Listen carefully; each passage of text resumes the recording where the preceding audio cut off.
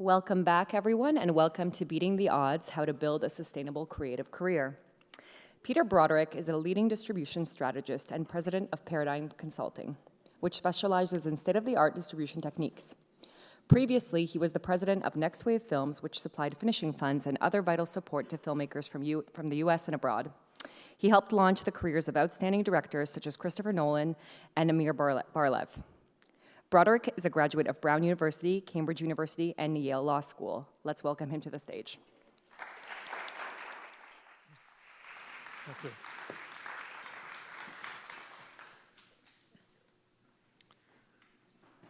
I want to thank Tom and Dorota for all the hard work they did to put together this event. Can we give them a round of applause?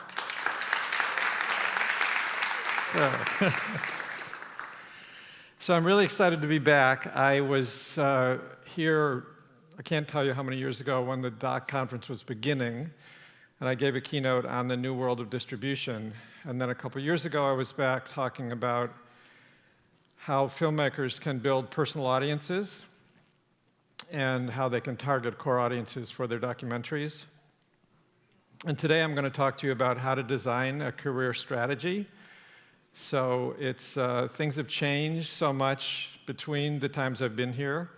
It feels like things are changing every 20 minutes with documentary distribution these days. I've been working with filmmakers on distribution strategies and career strategies for 20 years. And I made up the term distribution strategist so I would have no competition. It's worked pretty well.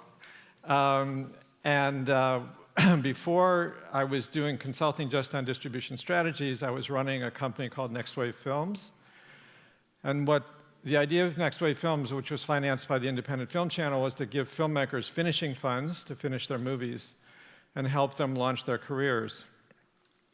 And in 1997, when we started the company, I was at a panel in Los Angeles, and I heard a filmmaker talking. And he sounded like an interesting person, and he had a film, and he said, you know, do you want to watch some of it? And I watched some of it, and in 5 minutes, I knew that he had exceptional talent. At that point, I didn't know if he needed finishing funds, and fortunately for us and for him, he did. And we gave him finishing funds. He finished his movie, which had cost $12,000 up till that point. We gave them the money to blow it up and to do the mix. We brought it to TIFF, where it did very well, and then it won Rotterdam, and that created the opportunity for him to find financing for his next film. Right now, his latest film, Dunkirk, is in theaters. Some of you might have seen it at a little higher budget than $12,000. But working with Chris Nolan was a great opportunity and really an example of how people can have a career strategy. Chris always has a strategy, and then he can kind of implement it step by step.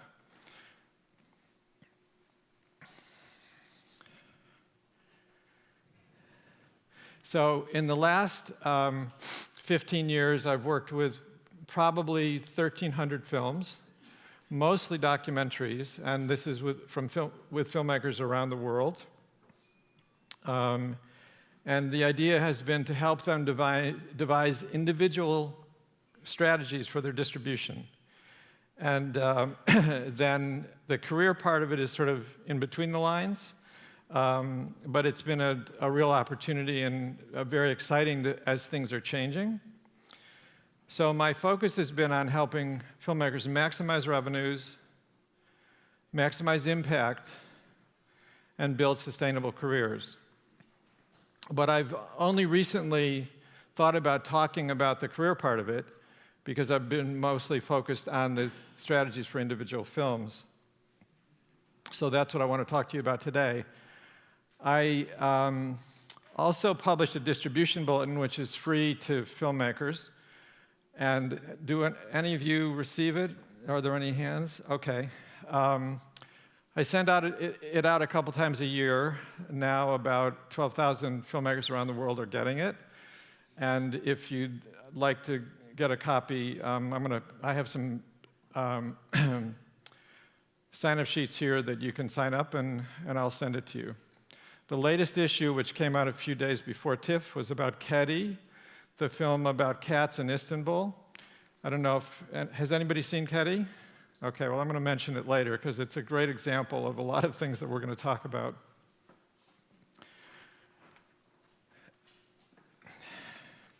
Okay, so let me ask you a couple questions. Will all of you who are independent filmmakers raise your hands and then keep them up while I define independent and see if how I'm defining it applies to you? So the first thing, when I'm talking about truly independent now, is you have the resources to make the movie you want without having to chase financing. All the hands? Well, you kept yours up. Okay. The other parts would be you can pick and choose distribution partners without chasing distribution, and you don't need a day job. So let me show you this first slide, which is kind of a spectrum of independence. This was created by a filmmaker who's a very close friend, and this is kind of her experience moving from the totally dependent filmmaker to the truly independent on the other end. There she goes, film by film. And this is kind of her experience as a dependent independent filmmaker, and these are all her drawings. And now she's gotten pragmatic to figure out how to do that film. And then this is her idea of an independent filmmaker, where on the one hand she has some traditional distribution partners, but she's also doing things directly from her website through screenings, and has that way more independence and the chance to be more sustainable over time. So let me ask you first, how many of you have something that you'd call a career strategy? A couple hands. Okay, and of those people, how many of you has the strategy been working for, would you say? That's kind of 2 hands. Okay, 4, 5. All right, that's great. I think that it's a term that I haven't heard used very often with documentary filmmakers or fiction filmmakers. And maybe that's because when you think about the independent film business or the independent film anarchy, depending on how you look at it, it's not like a profession where you have a specialized education and there's tests that you need to take to get approved, and it's much more subjective. People have to carve their own paths along the way, and certainly there's no tenure, as you know. I was walking through Toronto yesterday, and I ran into a distributor who I know well, and I told him what I was going to be talking about today, making a career strategy for independent documentary filmmakers, and he said, "What, are you going to suggest they change careers?" And I said, well, often when I'm speaking, I say to filmmakers, there's only one reason to be an independent filmmaker these days, and then I pause, let them think about what I'm going to say next, and I say, because you can't help yourself, because if you could help yourself, there's much more saner, expected routes that you can take. But my job is to help people who can't help themselves in some way. And I think I'm very optimistic about the sort of new possibilities. So I'm not at all, it's a challenge, but I think that there's ways to make it work. So the kind of framework for me is that obviously it's hard to make a quality independent film. It's even harder to find good distribution for that film or make that distribution happen. And it's even harder to, have a sustainable career as a documentary filmmaker. So I want to talk to you about things that you can do to increase your chances of using a strategy to have more sustainability.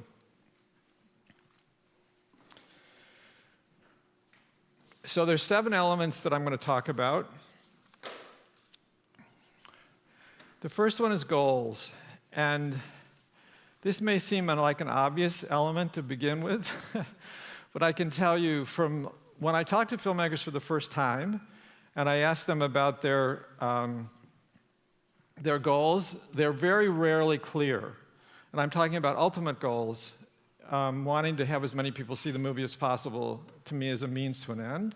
The question is, what's the end?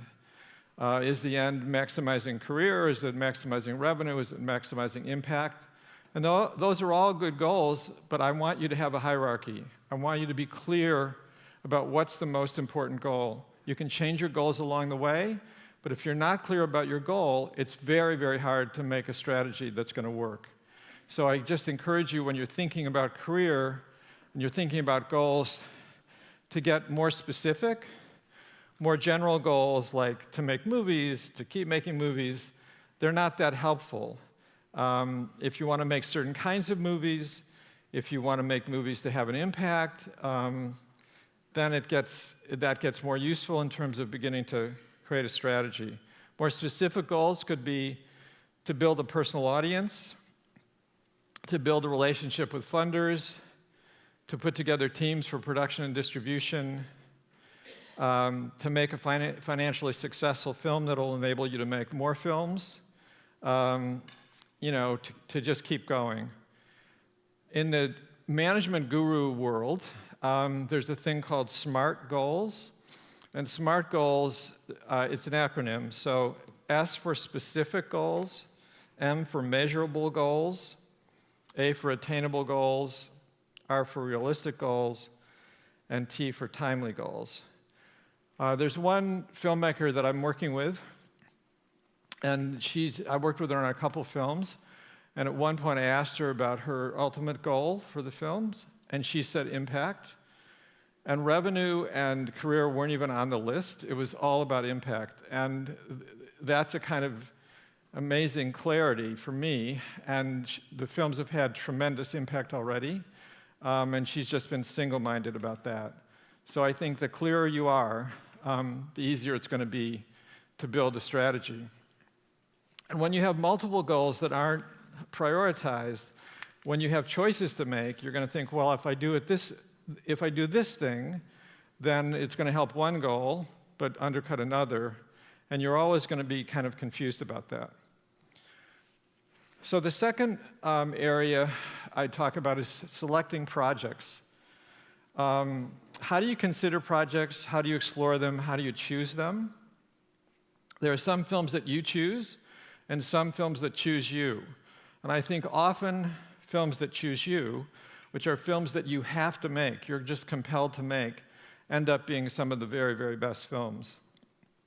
But the film better excite you. It shouldn't just be a pragmatic choice, because you're going to be involved with this film for many years. So one of the things that filmmakers don't do very much of, in my experience, is research the subjects that they're thinking about making films about, and seeing have other films been made about them, what's happened to those films, how is their film going to be different. What I encourage you also to do in terms of thinking about films is thinking about the core audiences for those films. From the time you dream up the film in the shower one morning, that's when I really want you to be thinking about who the audiences out there are for the films, and are there ways to reach out to those audiences and see if they're interested. Crowdfunding is one way to do it. Having a trailer that you send around can be another way to do it. But the more you are able to identify those audiences, test those audiences early, the better it's going to be in terms of you making a decision if that's a movie that you really want to commit yourself to. I also encourage you to apply a realism filter when you're looking at a project. How low can the budget be to make the film well for? Can it be made on resources that are already accessible to you? Obviously, the higher the budget, the less creative and distribution control you're ultimately going to have. What's the difficulty of making the film in the first place? And do you already have a relationship with the core audiences that are going to be interested in that film? Maybe you've made another film in that area, and you already have a connection to them. So those are all important things to consider before committing to your project. Then the next area is partners. I think partners are really, really essential in terms of all the way through the process. So there's the production team that you build, there's the distribution team that you put together, there's the backers that are going to support, the making of the film. There's ultimately partnerships you can make with distributors. And there's finally the idea of partnership with a personal audience that you've built film by film and the ways that they can support you. There's examples of films that have done very well researching potential partners. One film in particular is called The Age of Champions, which is a film about senior athletes. And when the filmmakers were making the film, they were thinking about potential partners. They started with a list of over 250 possibilities. They narrowed it down to 100, then they narrowed it down to 40, and then they narrowed it down to 6. And those 6 included the AARP, and the AARP ultimately supported a 20-city tour to the tune of $100,000. So they were very diligent in identifying potential partners. And when you're looking for partners, you're looking for situations that are win-win, where it's really going to benefit the partner as well as benefiting you. And I think if you approach the partnership all the way through the process, whether it's in whatever stage, you think about how you can build win-win partnerships. And if both parties benefit, then ultimately those could be continuing partners in what you do. So here's some examples of partners. So this is sort of if partners have a lot in common and probably have common experience and goals. Here's partners that have little in common, but they may be complementary in terms of their experience, their knowledge, and their context.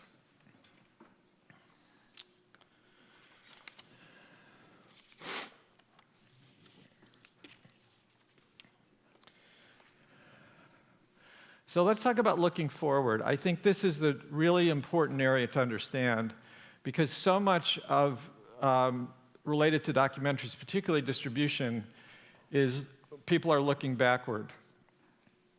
So if you're making a personal strategy that you want to be effective in guiding your future choices, I think you really need to be thinking forward, looking at what's going on now in the world in terms of distribution and how things are changing. And I think one of the problems with looking backwards examples of that, well, I mean, I'll just mention the film Kedi, Cats in Istanbul film. So this was a film that the filmmakers were compelled to make. She grew up in Istanbul, raised 24 cats in her backyard, and it was just a film that she was destined to make. And when they found a couple people that believed in the film and gave them financing, and then as they were finishing the film, they started to approach distributors and sales agents. I first met them in December 2015 when they came to me and asked me if I would consult on the distribution. And I looked at the film. I realized that, online, 87 million people are watching cat videos. And I thought, you're going to be fine when it gets to digital distribution.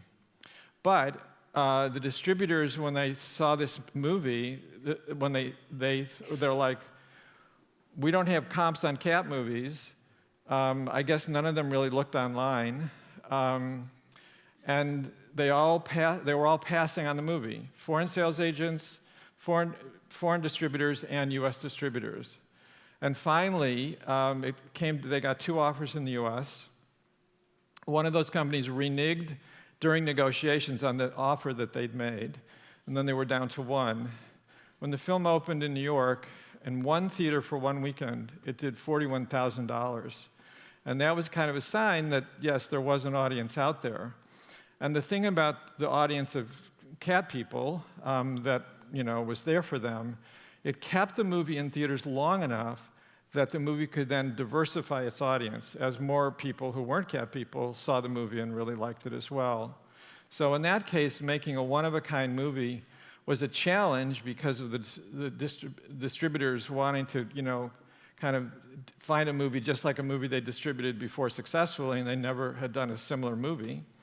But once the movie was in distribution, the one-of-a-kindness was really helpful to the film because it stood out from all the other films, some of which, are pretty interchangeable. So I think there's a tendency, a conservative tendency, particularly in the distribution side, to look backwards, and you don't want to be doing that. You want to be, thinking about all the possibilities. And there's examples of some filmmakers. There's a team in Australia making documentaries. Food Matters was their first film. Hunger for Change was their second. They've had a tremendous amount of success, but one of the things they're doing is they're always experimenting, trying new things in terms of distribution, and learning what's working and learning what's not working, and building on that.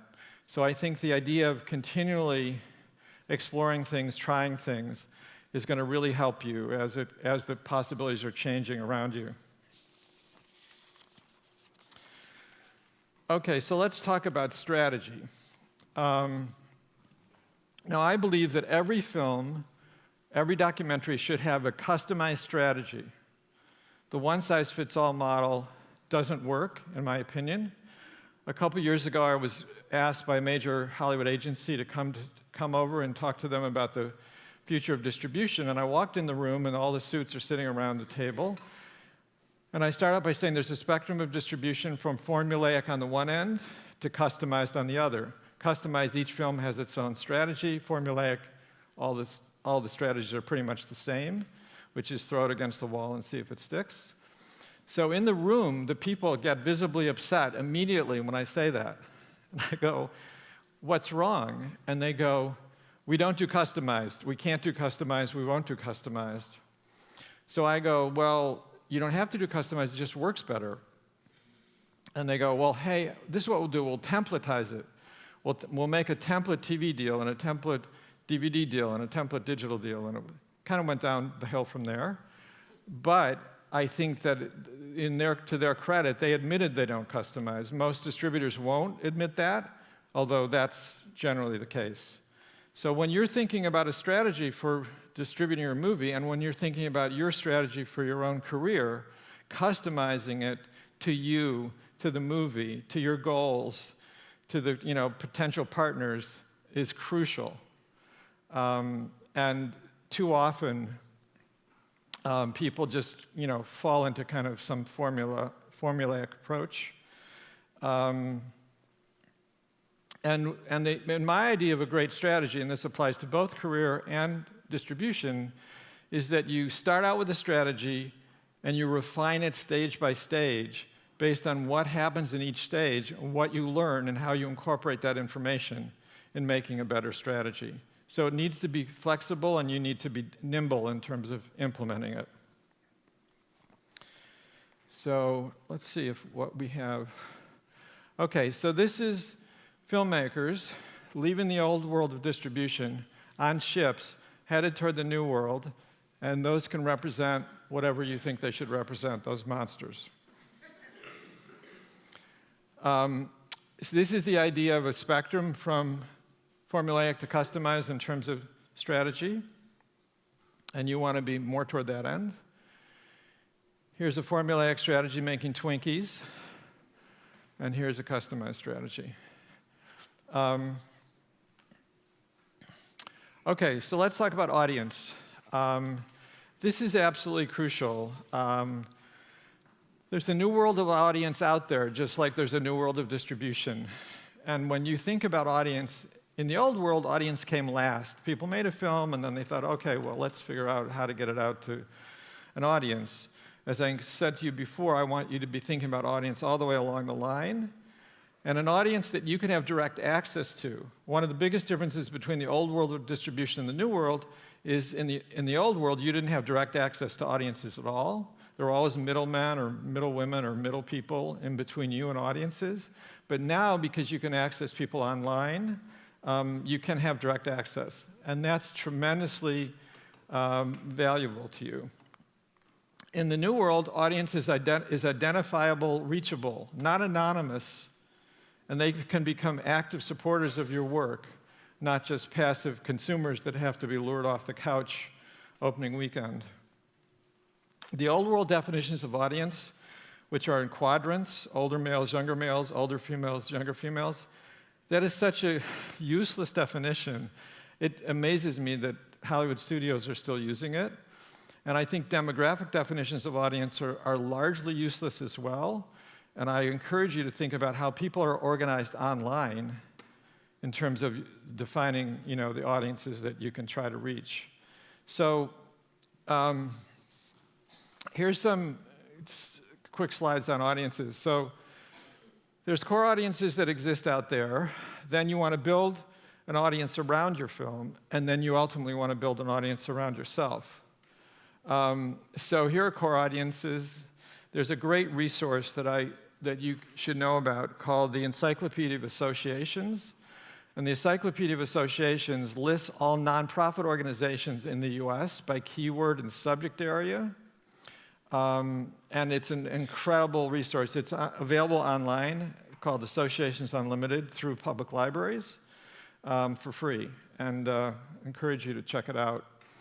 Okay, so this is the audience you've built for your film, and now you've taken them with you film by film. And people say, well, I can't have an audience if I made an environmental film and now I'm going to make a film about autism. That doesn't work. I'm like, that's not correct. If you're doing your work, building your audience, they're going to want to support you as a passionate filmmaker, and it's not going to be just subject specific. And there are different tools that you can use to build audience. Your website, the idea of a newsletter, take a mailing list really, really seriously, because that's a way that you can reach people directly and not just be posting on Facebook. So here's degrees of separation from an audience. So audience is coming to the theater, buying tickets, money's going this way, and then this is how the cash flows.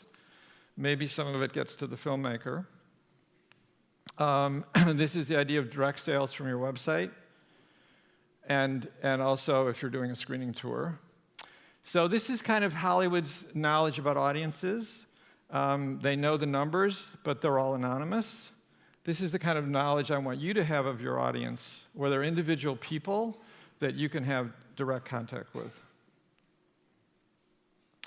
So last but not least is unstoppability. So the slide I like here is this little girl, and you know she will not be stopped. So when you're thinking about sort of qualities, you want to be proactive, not reactive. You want to be creative, not conventional. Nimble, not static. Resilient, not defeated. And when you think about the world and relating to the world, I want you to be thinking globally, not nationally. And here's a kind of thinking about traditional distribution in one country. Here's limited international distribution where you have a sales agent and they make sales in certain territories. And now if you make it available from your website to the worldwide, here's the kind of distribution that you can have. And there's an example of a film that's in the festival, some of you might have seen, called The Florida Project. Shaun Baker made it. The film before he made was Tangerine. Tangerine was made on a tiny, these are features, fiction features. Tangerine was made on a tiny budget, shot on an iPhone 5S because that's really all that he could afford. It premiered at Sundance, was a hit with critics and audiences, got national distribution, and then it gave Shaun the opportunity to make The Florida Project, which he shot on film, and is here in the festival. And he had a lot of opportunities along the way to be a director for hire, but he was determined to only make movies for scripts he wrote. And his unstoppability meant that he could control what he was doing and ultimately make movies that he was really proud of. So I think he's a good inspiration. So we have another minute and a half. I want to try to cram a lot of stuff into a short period of time. But I want to thank you for being a live audience. I did this once before in a webinar, and everybody was somewhere in cyberspace around the world. So I appreciate you being here. And I want to say that if you are able to develop these career strategies, I think it's going to make a big difference in increasing your chances of keeping doing what you love to do. I wish you a lot of luck with your distribution strategies and with your career strategies, and please let me know if I can help you along the way. So thank you very much.